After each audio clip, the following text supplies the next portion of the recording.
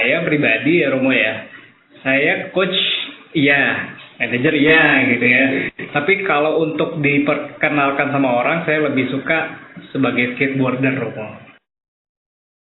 Kalau fashion, jujur kenapa bisa sampai sekarang gitu ya Romo ya, itu karena saya juga yang sama teman-teman juga itu bikin organisasi nasional skateboard. Sampai organisasi nasional ya? Itu tahun berapa jadi ya nasional ya? Pusat ya, kita sebagai pengurus pusat, nah nanti ada pengurus daerah-daerah gitu. Ternyata juga sebagai jembatan untuk bisa mengajar anak-anak di penjara itu Romo. Oke. Terus pengalaman saya mengajar mereka tuh nyalinya luar biasa Romo. Nyali luar biasa. Jadi untuk mencoba itu nggak ada rasa ya takut itu sedikit lah gitu. Kalau dibandingin saya mengajar murid-murid yang private gitu ya, yang swasta gitu, mereka nyali. Sobat Tua Muda Podcast. Halo Sobat Tua Muda, balik lagi di podcast SM. Sobat Tua Muda, tempat kita ngobrol santai tapi tetap penuh makna. Saya Romo Yosintoro hari ini mendapatkan spesial guest, kedatangan sosok yang luar biasa di dunia olahraga. Apa namanya ini? Kecil ya, skateboard. Kita langsung saja kita perkenalkan Mas Andika Wirawan. Luar biasa. Terima kasih Romo. Saya sampai harus menyesuaikan diri nih Mas Andika pakai seceng adem. Gayanya udah oke deh. Romo. Ya, menyesuaikan. Jadi saya sendiri juga dulu waktu saya kecil saya pencinta skateboard juga. Skateboard. Dan juga sepeda. Tentunya anak zaman selalu ada sepeda. Sampai sekarang saya naik sepeda. Jadi ini saya biasa tetap sepeda ini juga dengan teman-teman punya grup ya. Punya grup. Beberapa grup juga gitu ya. Nah, inilah sosok yang sekarang mau kita perkenalkan, Mas Andika. Biasanya kalau ketemu orang suka ditanya kerjanya di mana. Nah, kalau Mas Andika lebih senang dikenalin sebagai apa ini? Apakah sebagai coach, manajer, atau skater? Silakan Mas. Andika Wirawan. Dia adalah seorang pelatih skateboard dan ketua klub skateboard Titan Skate Drill yang berada di bawah Porserosi Kabupaten Tangerang. Dia juga berperan sebagai guru skateboard yang memberi les secara private atau kelompok melalui platform seperti Superprof. Andika Wirawan. Sejak sekitar 2020, Titan Skate Drill dan Andika menjalankan pelatihan di LPKA, Lembaga Pemasyarakatan Khusus Anak, Tangerang kerja sama dengan Porserosi Kabupaten Tangerang. Di LPKA Tangerang, latihan dilaksanakan seminggu sekali, hari Kamis, dan peserta berjumlah sekitar 15-20 anak.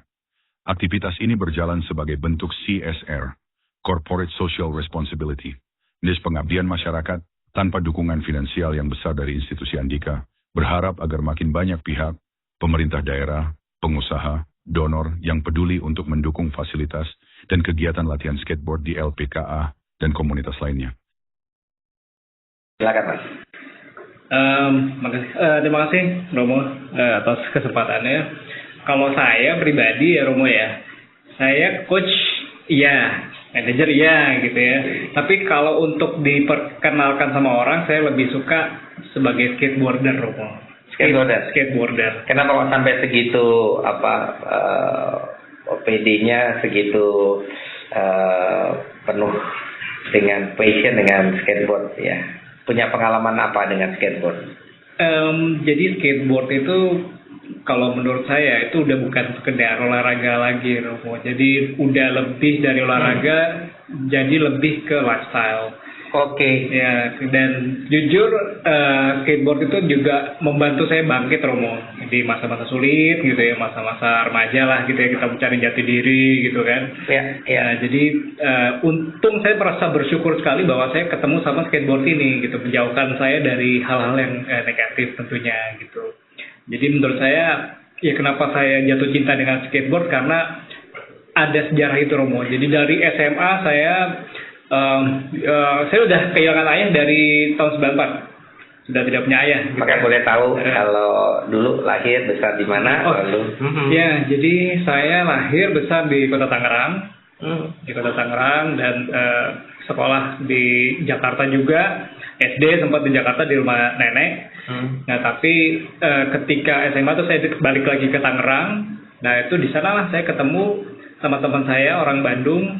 Nah, memperkenalkanlah skateboard ini gitu. Jadi saya pikir wah ini menyelamatkan saya dari hal-hal yang negatif gitu, menyalurkan energi saya ke olahraga yang positif ini gitu. Iya. Saya sebutkan saja Andika ya, Bang Andika karena anak Betawi, anak Tangerang ya. Tangerang itu terkenal dengan termasuk Benteng Tangerang, Kota Benteng ya. Kota Benteng. Tapi juga banyak nanti kita juga akan bicara nih karena saya pernah tugas di Tangerang sebagai pelayan di salah satu gereja Katolik di sana di Santa Maria di Jalan Utama tuh ya. Ada 5 rumah tahanan atau penjara ya. Dan betul. Yang menarik ada penjara remaja ya atau anak-anak tuh ya. Anak-anak ada, remaja juga ada, dewasa juga ada. Nanti kita akan bicara karena juga ternyata ini abang kita ini Pak Andika juga berkiprah sebagai skateboarder yang tadi yang sudah diperkenalkan. Itu juga menghadirkan pedagogik ya lewat skateboarder untuk bisa memberikan pendidikan nilai bagi generasi muda khususnya yang ada di penjara. Ini keren banget, maka ini menjadi satu topik kita.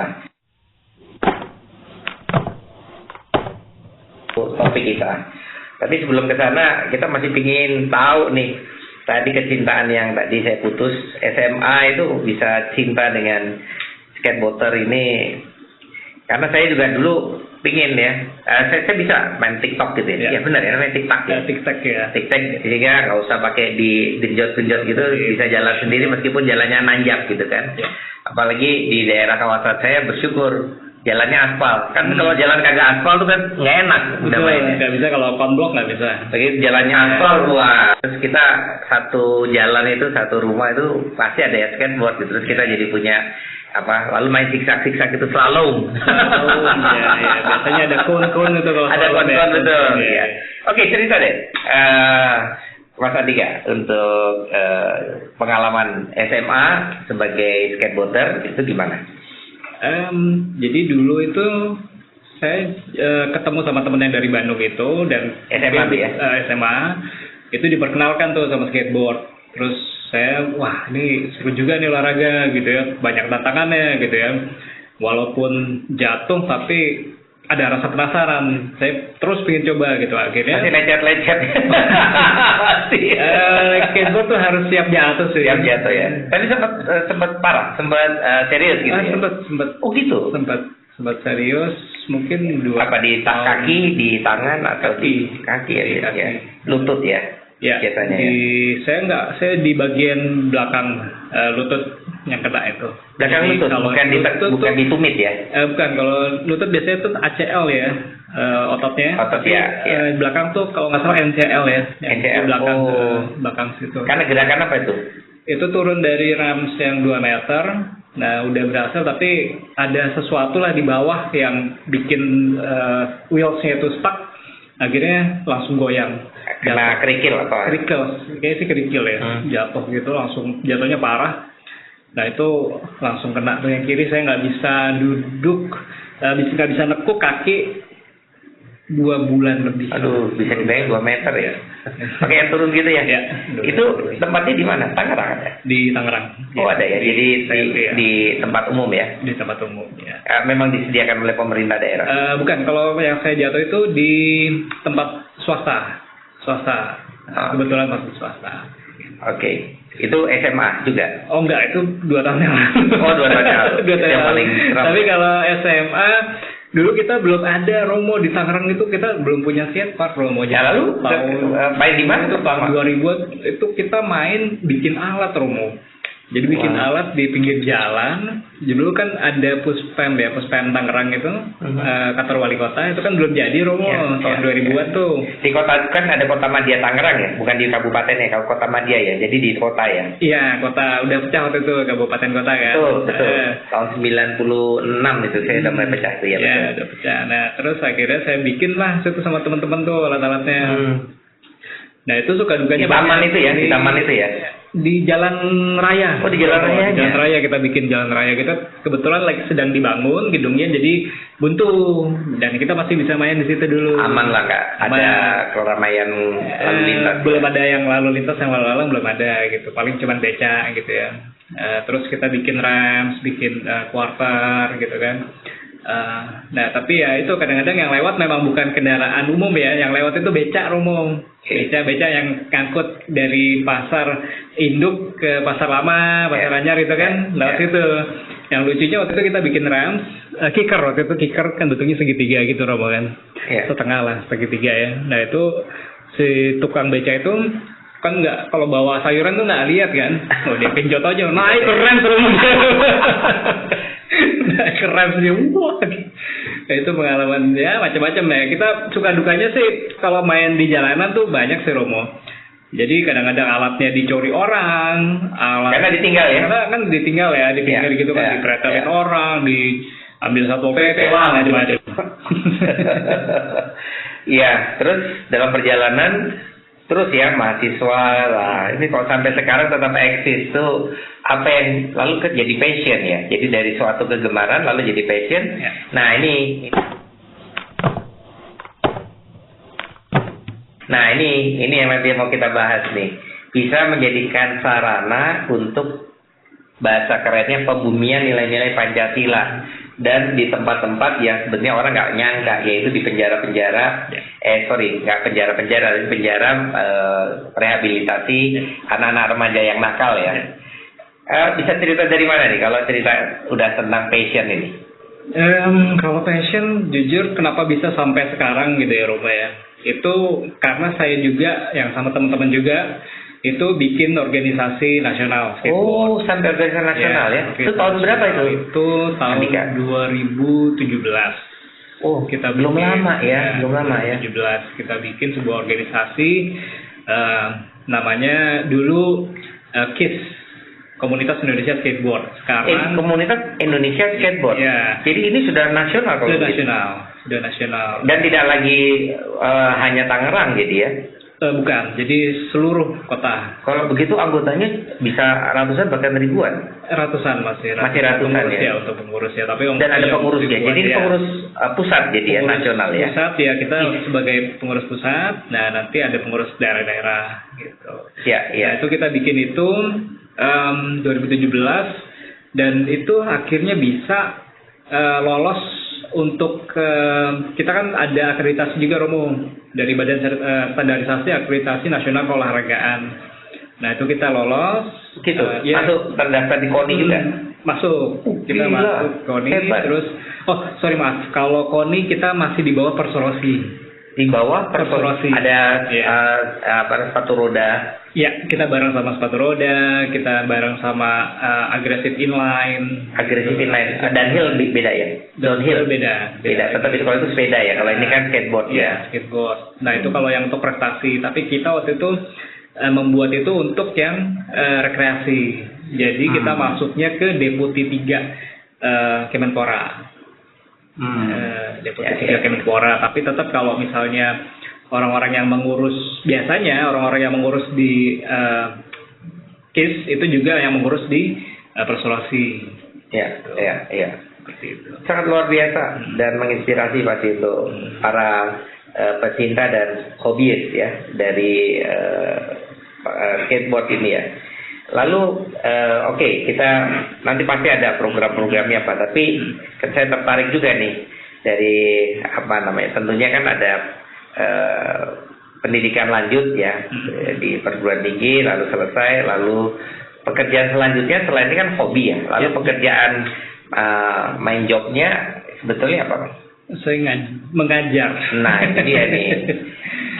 Boleh cerita tentang bagaimana dunia pendidikan sebagai pengajar? Ya, jadi saya mengajar sebagai dosen Pancasila Kewarganegaraan dan itu juga ternyata sebagai jembatan juga Romo. Saya di Universitas Pembangunan Jaya. Di Universitas Pembangunan Jaya. Nah itu ternyata juga sebagai jembatan untuk bisa mengajar anak-anak di penjara itu Romo. Oke. Itu mulai kapan sebagai dosen di Universitas Pembangunan Di Jaya? UPJ itu sejak 2011, Romo. Cukup lama ya? Lama, 2011. Ya, Dan di sana, 14 tahun sudah. Ya. Ya. Itu, nah terus waktu itu saya ingin mahasiswa itu, ayo kita bikin ini pengabdian masyarakat. Nah, saya kepikiran kenapa kita tidak berkontribusi ke kota kelahiran saya Tangerang gitu kan. Nah, pikiranlah saya kemudian cari informasi sana sini. Wah, ini ada penjara anak ternyata gitu. Kemudian anak atau remaja ya? Anak ya? Iya, jadi anak. usianya dari berapa? 6 sampai enggak. Usianya 14 sampai 18. Oh, disebut anak ya, padahal dia remaja ya sebenarnya ya. Remaja untuk penjaranya itu ada, dia usianya 18 sampai 22. Oh, kalau yang remaja itu 18 sampai 22. Jadi kalau yang disebut penjara anak yang di Tangerang itu 14 sampai 18 ya. SMP, SMA ya. Iya, ada juga yang SD karena dia nggak mengenyam pendidikan gitu. Oh, kan. SD. Gitu. Ya. Oke. Terus dari situ lalu kan timbul gagasan ya, lalu mengaktifkan mahasiswa untuk bisa punya ekstrakurikuler. Jadi di Universitas Pembangunan Jaya juga lalu mengaktifkan ini mahasiswa untuk kemudian punya penyaluran hobi skateboard. Kalau mahasiswa itu berkegiatan setiap semester genap di lapas, Romo. Jadi langsung aplikatif ya, mereka langsung turun. Ya. Betul, jadi pengembangan masyarakat jadi ya. Nah, di situ kemudian kok bisa terbersit, nih gua ajarin skateboard nih gitu. Tuh gimana tuh ceritanya tuh? Nah, itu Romo. Gagasannya kan ini genial sekali menurut saya ya.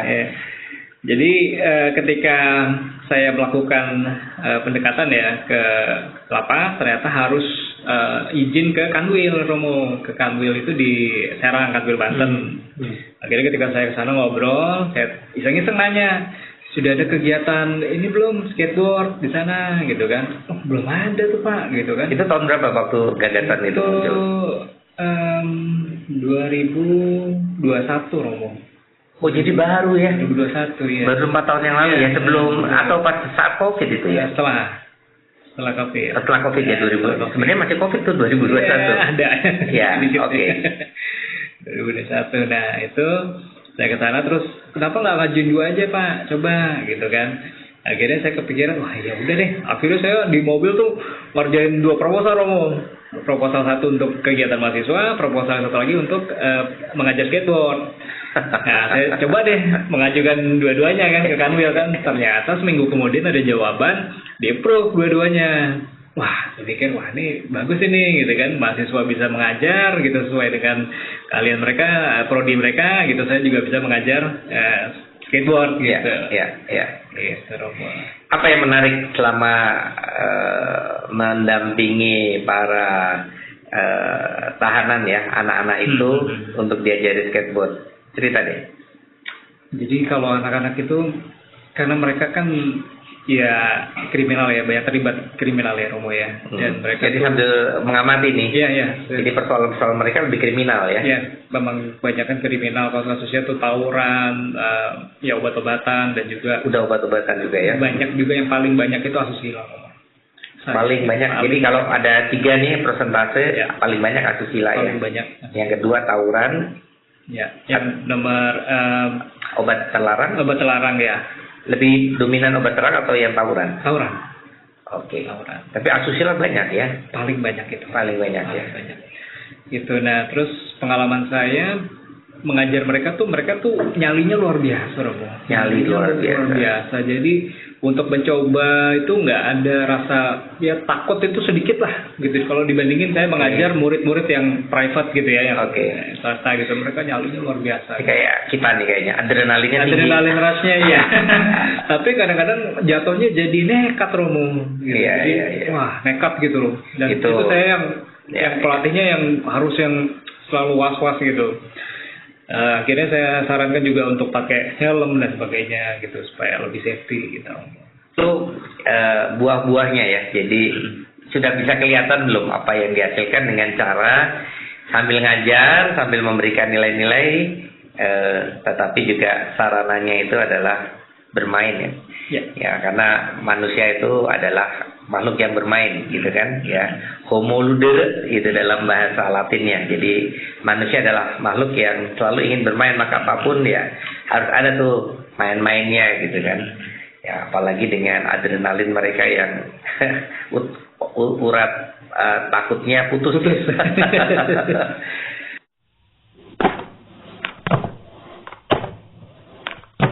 Oke, kira-kira lalu ada yang bisa dijadikan kayak patron ya, karena setelah saya kesini kok ternyata ada yang bagus dan mereka akhirnya matang dan mereka ya mengalami transformasi mental ya. Dari yang mungkin itu lalu mereka bisa menyalurkan ya yang adrenalin yang urat putus itu pada hal yang lebih positif. Ada nggak paling nggak cerita atau bahkan kesaksian dari apa yang dibuat? Kalau ada syukur bisa disampaikan.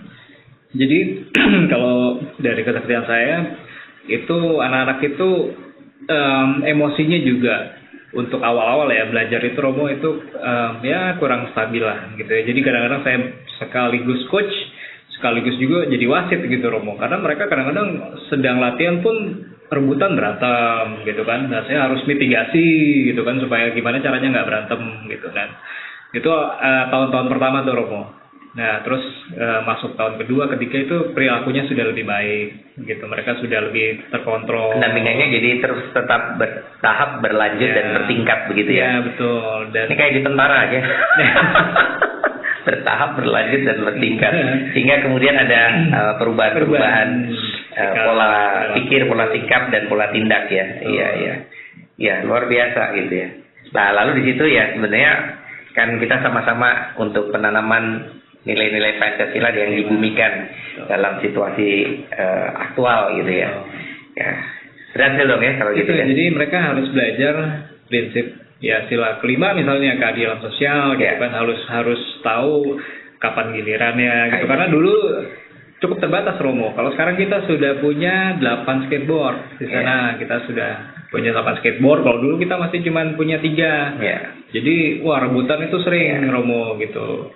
Nah itu mereka belajar untuk ya take turns ya, gantian gitu. Jadi kita harus sabar mendampingi gitu Romo. Dan alhamdulillah sih sekarang udah ada yang ikut kompetisi gitu, kita ajak keluar. Betul. Ikut kompetisi gitu. Inilah yang sebetulnya menjadi suatu kesempatan kita untuk bisa kenal salah satu personil ya Pak Andika ini sebagai bagian dari dosen, tetapi juga disiapkan oleh Badan Pembinaan Ideologi Pancasila ya untuk membumikan nilai-nilai Pancasila dengan cara yang sangat dekat dengan anak muda, dengan remaja, ya dengan fasilitas skateboard. Nah sekarang supaya nanti juga siapa tahu nih, ya saya saja yang sudah lama nggak main skateboard. Ya begitu tadi dijelasin sedikit ya tentang skateboard, ya tertarik lagi yang lain lagi meskipun udah kepala 5 nih mau kepala 6. Ya, bisa dijelaskan ini gimana anatominya dan bagaimana supaya nanti juga bisa menjadi coaching ya. Sekalian podcast ini sebagai wahana untuk edukasi terhadap permainan skateboard bagi generasi muda.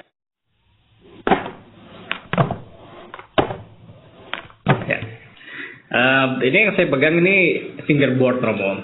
Ini fingerboard. Jadi ya beda dengan skateboard tapi anatominya mirip dan ini sudah sangat representatif nih. Mudah-mudahan kelihatan nih. Mudah-mudahan kelihatan ya. Oh situ. Nah, skateboard itu ada anatominya Romo. Ya.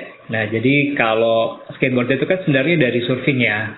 Dari surfing ya, dari laut sih, permainan laut. Jadi ketika ombaknya jelek, wah gimana nih nggak bisa surfing, akhirnya mereka bikin yang di darat gitu ya. Nah berkembang tadinya lancip gitu ya, wah hanya satu sisi kalau nggak salah ya. Betul. Ya. Yang satunya naik, satunya lancip ya, satu flat gitu ya. Nah sekarang kan udah ada dua nih, yang concave ya. Apa namanya itu? Ini concave ya. Itu udah ada. Nah terus dia itu biasanya kalau ada tail sama nose, sama kayak surfing. Jadi kalau Romo lihat nih, Dia tuh kalau tail biasanya tuh lebih kebalik. Kalau tail biasanya lebih tinggi. Nah, supaya dia popnya itu lebih tinggi. Nah, di posisi curve-nya itu dia lebih tinggi. Nah, kalau nose biasanya lebih rendah dan lebih pendek biasanya. Gitu, supaya dia kalau buat slide atau apa lebih mudah. Gitu. Slide itu sliding ya? Iya, ada nose slide, ada tail slide, gitu macam-macam. Gitu, jadi itu terus ini kebetulan nggak ada grip tape-nya nih. Biasanya ada grip tape-nya yang kayak amplas. Ya betul, supaya itu ya bisa lengket. Iya, supaya lengket itu di sepatu. Nah, tapi kalau skateboarder udah pasti sepatunya cepat ganti Romo karena harus dia kan harus kick ya, namanya dia kick ke nose, dia lebih cepat habis sepatunya tuh kena grip tape-nya. Nah, ini kalau ini namanya wheels, ada wheels-nya dan ada yang bisa goyang dia kanan kiri untuk bisa dibelokkan, betul? Ini tracksnya bisa goyang ya, gitu. Ya. Jadi kan depan belakang ya? Depan belakang, betul. Ya. Dia bisa di style juga. Yes. Kalau misalnya mau hard atau medium, dia tinggal dikencengin, kendorin. Kencengin. Ada karetnya yang bisa menahan. Betul. Kalau biasanya kalau di street itu biasanya kenceng dia, lebih kenceng. Untuk street, betul. Lebih stabil. Tapi kalau slalom lebih kendor biasanya. Lebih kendor. Ya, betul. Lebih kendor sama kayak bowl. Ya. Kalau bowl dia lebih kendor gitu supaya lebih. Bowl itu untuk apa? Bowl itu yang kayak mangkok itu. Iya, jadi kayak mangkok gitu ya, kayak kalau dulu tuh mainnya swimming pool kan. Ya kan pertama-tama tuh kalau Romo pernah nonton Lord of Dogtown tuh filmnya. Itu dia mainnya di kolam renang, Rom. Nah ini pertama kali yang ada di Jakarta ada di mana nih? Di Jakarta tuh dulu Pulau Mas ya. Pulau Mas di daerah mana tuh? Orang-orang juga tahu nih. Saya cuma tahunya karena saya di daerah Jakarta Timur Halim. Kalau mau pergi ke Cijantung, nah itu di lorong belokan antara Cijantung terus mau ke mana Pasar Bo gitu. Nah itu ada tuh di bawah kolong jembatan flyover. Terus satu lagi kalau nggak salah di daerah pusat ya juga di situ di Mountain flyover. Kalau tempat yang lain, ini di mana namanya tempatnya yang dulu dibersihkan di Jakarta Barat itu sama Pak Ahok. Kalijodo ya. Kalau yang favorit gimana nih? Kalau sekarang lagi seneng yang di Sleepy Romo, yang baru. Tahun berapa dibangun? Baru peresmian baru tahun ini. Wow. Ini kesempatannya. Jadi tempatnya cukup besar. Tempatnya cukup besar. Itu untuk ada bayar? Oh enggak, free. Nah itu dia tuh hebatnya tuh. Saya ngeliat juga di sana free ya, nggak ada yang ada karcis atau bayaran gitu ya, retribusi itu ada. Sama dinas kehutanan juga di Jakarta.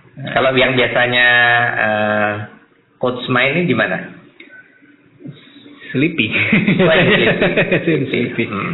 Gitu. Tapi anak-anak suka pindah-pindah juga. Kalijodo juga pernah di mana? Pasar Rebo sini juga pernah gitu. Baik, supaya nanti juga tahu karena generasi muda masih senang nih. Kalau yang untuk pertama untuk bisa latihan, pertama kan keseimbangan ya pasti ya. Pasti semuanya juga itu ya. Nah, apa yang perlu menjadi kiat pertama sampai kemudian pada tahap-tahap selanjutnya itu pertama apa ya? Kalau skateboard itu kan ada sama kayak orang tuh ada nulis tuh tangan kanan, tangan kiri, ya kan? Skateboard juga sama Romo, jadi ada yang kaki kiri di depan. Nah kaki kiri di depan itu nge-pushnya pakai kaki kanan itu namanya regular stance. Nah ada juga yang kaki kanan di depan nge-pushnya pakai kaki kiri. Nah itu namanya goofy stance. Gitu. Jadi saya pertama kali saya biasanya ngajarin itu saya suruh berdiri dulu nih di depan di atas papan. Nah, terus saya dari depan saya dorong, ayo menurut kamu nih, kamu maju nih ke arah mana nih, gitu. Misalnya kaki kanannya nih sebelah sini, kaki kirinya sebelah sini misalnya. Oh saya nyamannya ke sini, gitu. Oh berarti kamu nih goofy, gitu. Nah baru saya bisa ajarin dia, oh kamu ngepusnya pakai kaki sebelah kiri, gitu. Kalau dia pikir maju ke sini, oh berarti kaki kiri. Ada hubungannya nggak sama otak kiri otak kanan biasanya? Atau itu orang kidal? Enggak gitu sih. Itu kebiasaan aja. Kebiasaan aja enak. Tapi bukannya kalau biasanya orang itu biasanya kaki kiri ya seperti kalau kita turun dari bis, bukan kaki kanan dulu karena memang bis kita kan diturunnya sebelah kiri ya. Nah, kalau sekarang mah udah pakai halte ya, udah sejajar. Dulu zamannya kita loncat dari Metro Mini. Termasuk juga saya di tentara, itu loncat itu kaki kiri harus telapak dulu. Iya. Jadi kaki kiri rupanya itu. Nah, tapi sekarang baru tahu bahwa ternyata bisa pilih nih Bisa. antara kaki kiri dan kaki kanan mana yang terasa lebih nyaman gitu. Betul. Ya. Luar biasa. Oke, selanjutnya? Nah, terus udah lancar gitu kan untuk pushing udah lancar. Nah, terus selanjutnya belok deh. Belok itu ada 2 nih di skateboard. Ada dia tekan betul. Kalau misalnya dia depannya sini nih kayak kanan nih. Untuk belok ke kiri gimana? Tekan ke depan gitu kan, dia akan belok ke kiri. Dan untuk ke belakang gimana? Untuk ke kanan tekan ke belakang gitu kan, dia akan belok ke kanan gitu. Ada juga yang cara belok yang lain yaitu tailnya itu diangkat Romo. Nah, gini tangan pakai kaki belakang diangkat terus dibelokkan gitu. Nah, ini kayak gini tiktak nih Romo nih. Ya, tiktak tuh jalan sendiri gitu, itu. Ya. Itu kemahiran saya waktu kecil ya. Tapi semuanya juga sebenarnya sudah yang pernah tahu skateboard ya, itu masih mainnya gitu tiktak gitu. Terus lagi itu slalom. Nah, kalau saya ngeliat yang sekarang lebih keren lagi. Jadi ada rel gitu kan, lalu dia menyilang gitu, jalan gitu kan. Lalu ada yabul gitu kan, seperti itu ya. Jadi bisa jalan terus gitu kan. Nah, boleh cerita itu apa yang harus disiapkan kalau udah mau main? Itu kan sudah lebih advance ya? Iya, itu udah level ya, next level ya. Next level ya. Tetap harus pakai protektor ya? Iya, tetap dia harus pakai pad, elbow pad ya kan. Jadi paling nggak helm, pakai tangan nih seperti saya nih. Jadi karena ada kebiasaan harus ada body protector ya. Iya. Sininya juga ya, sini. Ya, elbow sama ya. Ini ya. Cukup ya? Itu cukup sih. Kadang-kadang tapi ada juga yang misalnya dia udah nyoba nih Romo, terus dia jatuh, dia agak trauma, kena pantat misalnya sakit gitu, atau dia takut tulang belakang gitu kan. Itu sekarang ada yang bantalan, dia pakai celana gitu, ada bantalannya. Oke. Nah, itu untuk melindungi. Tapi kalau naik sepeda juga ada supaya kalau kita sampai 1 jam 2 jam nggak tepos. Rasanya panas banget nih, gitu ya. Oke, ya. Sekarang gitu. Untuk advance ya seperti itu ya. Dia harus udah seimbangnya udah bagus. Kalau misalnya mau coba rel juga biasanya sih dia harus sudah bisa ollie namanya Romo. Jadi harus bisa dia pop gitu ya, udah bisa pop naik nah gitu. Jadi di bawah ollie bawah depan gitu, dia loncat ya. Namanya ollie kalau di skateboard gitu. Dia udah bisa gitu. Nah, itu basic dari semua trik yang akan dia lakukan itu. Oh, ada orang tidur gitu, dia pakai itu jatuh lompat gitu ya. Iya. Itu di penjara anak itu paling sering gitu. Gitu ya, mereka bangga sekali ya. Apa dilombakan seperti itu? Ada lombanya namanya kalau loncatin papan, bukan manusia ya, tapi papan gitu, ada namanya long ollie. Jadi semakin banyak papan yang dijejer, semakin banyak terus diloncati, itu dia yang menang gitu. Termasuk dalam organisasi skateboard itu ada apa namanya? Kompetisi ada. Kita waktu itu ada Fornas. Dalam 1 tahun ada berapa? Ini juga bisa menjadi daya tarik nih untuk mereka yang tidak hanya sekedar mau punya hobi, tetapi bisa punya prestasi. Dan kalau orang udah punya prestasi gitu kan, lalu ada belief ya, percaya gitu kan, dan juga punya self confidence ya. Dan itu yang lalu ya lebih sekedar urat takutnya hilang, tetapi sudah punya kematangan untuk bisa mengolah ya suatu adrenalin yang liar gitu ya, menjadi sangat tersalurkan. Untuk 1 tahun ada Untuk 1 tahun ada berapa event? Kalau yang dari organisasi ya, yang dari KIS dan juga berhubungan dengan Deputi 3 Kemenpora itu ada, yaitu Fornas itu sih yang peaknya ya Romo ya. Itu Fornas itu, dan dia kalau nggak salah 2 tahun itu sekali itu, dan pindah-pindah di berbagai kota gitu ya, itu pindah-pindah. Dan itu juga pemenangnya itu kalau dia menang juara 1, 2, 3 itu kan dapat sertifikat Romo. Itu bisa dipakai untuk sekolah jalur prestasi. Oh, ini dia. Ini dia nih. Jadi para kaula muda ini sebenarnya suatu kesempatan ya. Sambil menyelam minum air, sambil memanfaatkan keterampilan berskateboard ya, rupanya bisa menjadi jaminan untuk kelangsungan masa depan. Paling tidak untuk dapat sekolah dan beasiswa. Nah, pengalaman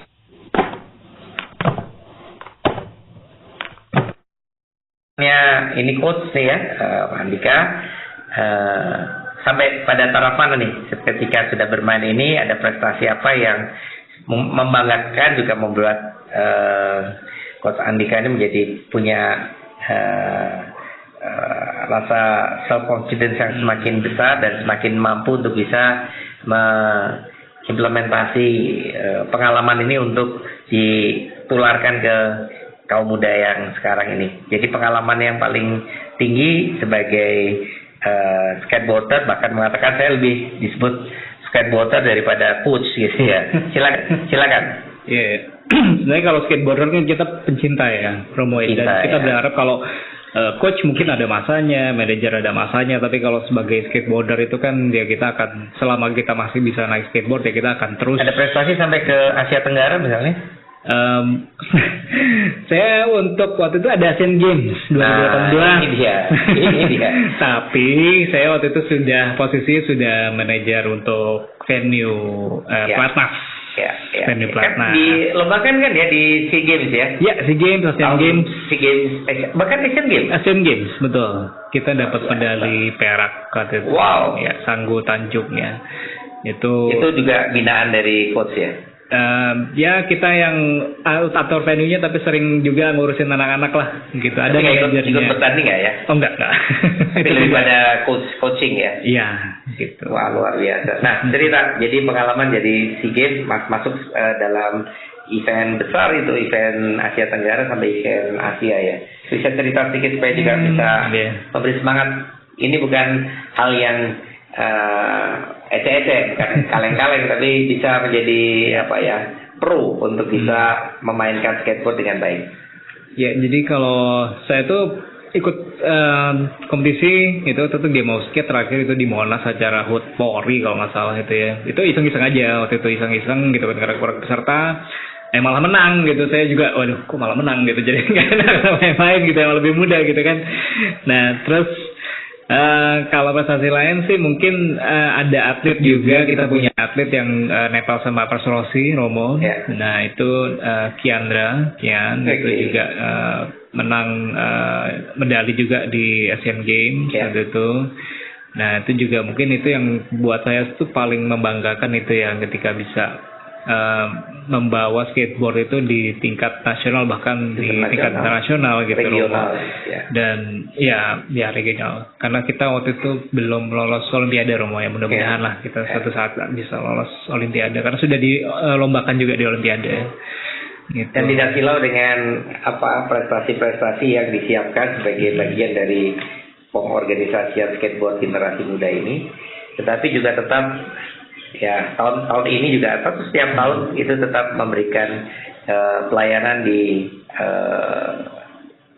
penjara anak-anak ya. Terakhir bisa cerita yang ada foto itu, saya dikasih foto, wah ini luar biasa ini Mas Andika nih sebagai coaching di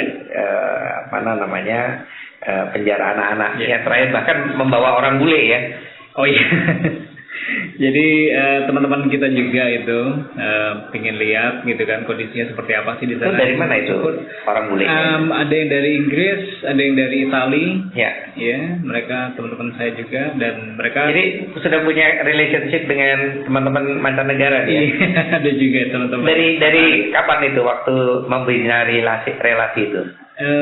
Kira-kira setahun yang lalu gitu, kita ngobrol-ngobrol gitu kan, santai di kafe, terus ketemu informal ya, bukan dalam satu event ya? Bukan, terus kebetulan mereka juga penggiat sosial juga gitu kan. Yang Simon itu yang dari Inggris, dia bikin sekolah di tempat pembuangan sampah di Filipina gitu, jadi ada ya kesamaan gitu ya, kita jiwa sosialnya gitu, dan kemudian mereka pengen lihat gimana sih ya mudah-mudahan bisa membantu, karena project saya ini jujur sudah berjalan 4 tahun dan kita mandiri, Romo. Keren tuh, kita mandiri.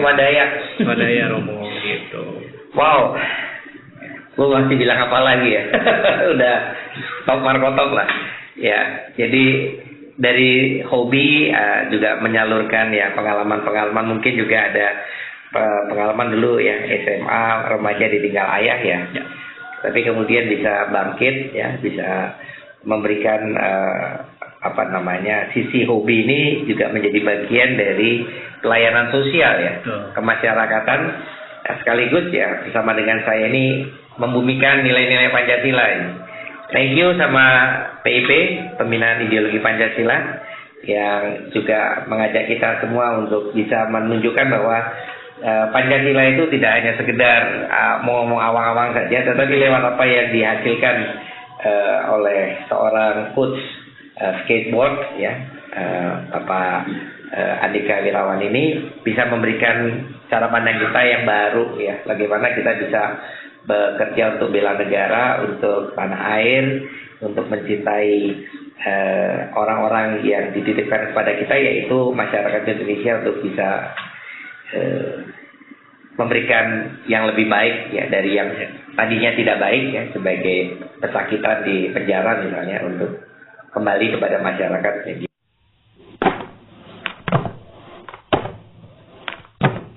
Baik, maka penting banget nih, karena kita di penghujung waktu kita nih, karena nggak banyak ya. Apa sih mau disampaikan Coach Andika kepada pemirsa, pada para apa yang mau Baik, jadi berdasarkan pengalaman saya mungkin sebagai pelatih ya di penjara anak, dan saya ingin supaya anak-anak muda ya, kelompok milenial maupun Gen Z ini yang sudah berkeluarga maupun yang akan nantinya berkeluarga itu lebih memperhatikan tumbuh kembang anak gitu, Romo.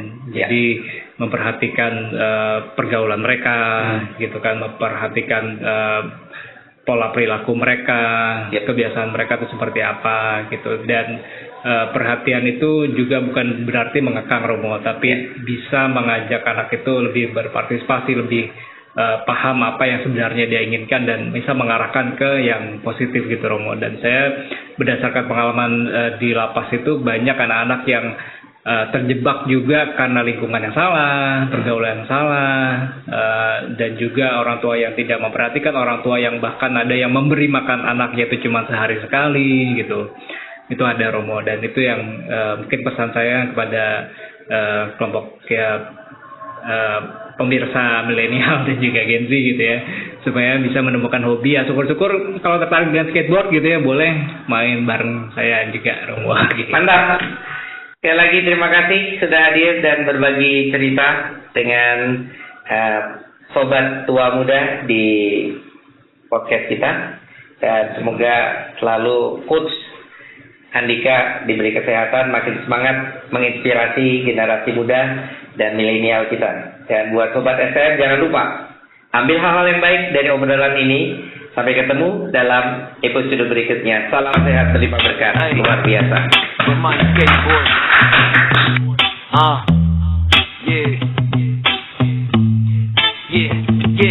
Bermain skateboard, membangun jiwa, menghadapi dunia secara sportif, positif mindset, positif perilaku.